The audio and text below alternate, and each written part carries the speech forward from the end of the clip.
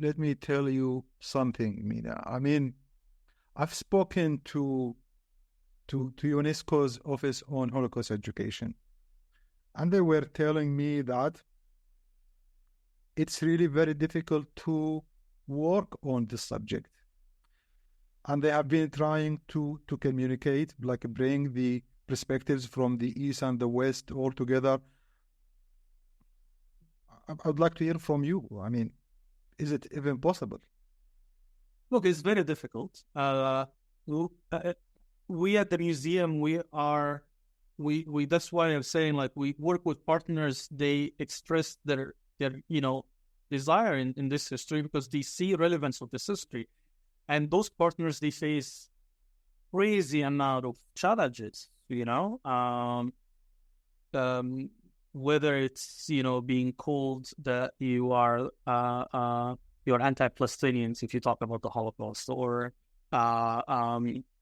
in some countries like Iraq now, like even Holocaust education can be, you can fall under the anti-normalization law, that you find yourself like facing charges. Well, I can tell you, Mina, I am myself. I have been documenting I'm not talking about the Holocaust. I'm just documenting the Jewish history of Iraq, and I have received hundreds of accusations of multiple things. So yeah, I can. And look how sad is it for, like, Iraq, like Egypt, like we grow up proud citizen of the long history of our own countries, right? Like, and how sad it is that part of the Iraqi fabric was the Jewish Iraqi community, and you cannot talk about it. What does that say about the current political situation in Iraq? It is really like, I think personally that being able to deal with difficult past, it reflects where are you in the terms of like the health of the society. And the more that you are suppressed and controlled of the narratives that you can talk and say or like discuss, the more it reflects that this society is full of diseases, that the body is full of diseases and needs to be cured. But back to your question, so at the museum, we don't have a perfect model of like, here, take this a package of Holocaust articles and videos and books, and like take it, teach about it. No, there is no, each partner, each country, each community, they see interest in this history from a different angle. And that's why the message has to be tailored differently. And that's why we work with partners as well. But what are the vehicles for this dialogue between the East and the West regarding Holocaust education or anti-Semitism or xenophobia or these, like, there is no one perfect answer for this too. It is the academia. It's so disturbing that in the West and in the East too. I mean, I went to Ain Shams University in Cairo. I mean, not everything you can discuss there, and it's sad. Like, I mean, academic institutions should be the place where you can express ideas and exchange thoughts. So it's seeing in the West that this is not also, or the academic freedom is kind of being challenged, is disturbing. So civil society plays an important role. Not everything you're gonna get is from like the schools. Like, we have to admit that schools are very important, curriculum are very important, but one of the challenges that we realized in some countries, that even if you include the Holocaust in your history lessons, the ministry has has a little control, or cannot guarantee how the teachers will teach about the Holocaust. So that's another challenge that you have to think about, and that's where the civil society comes. The role of the civil society is very important. So I don't think there is one answer, but there is one thing that I believe is true, that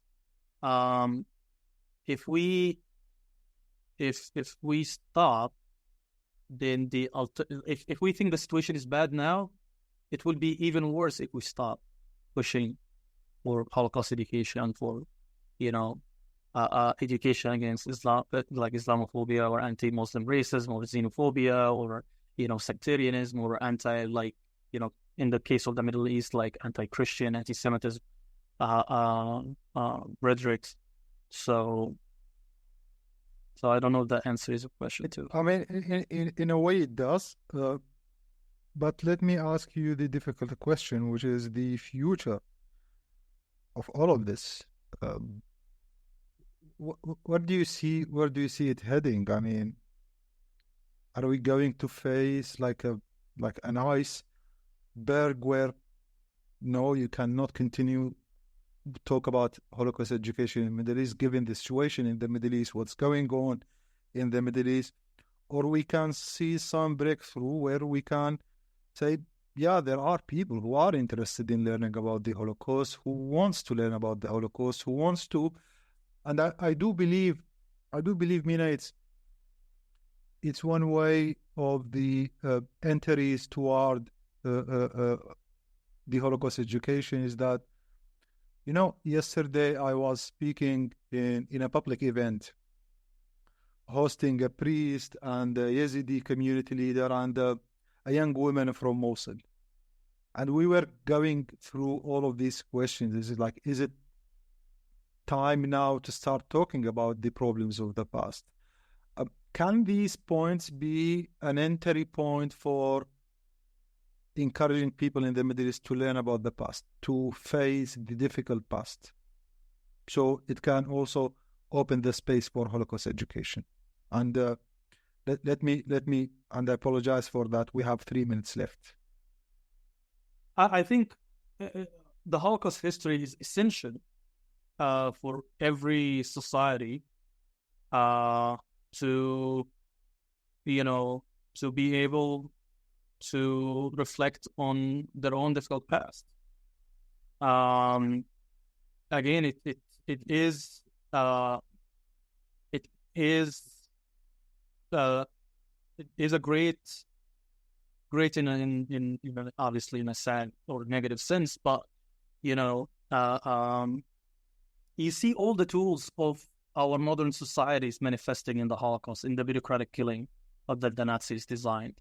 So it is a way to open the conversation about dealing with difficult past and why it's important.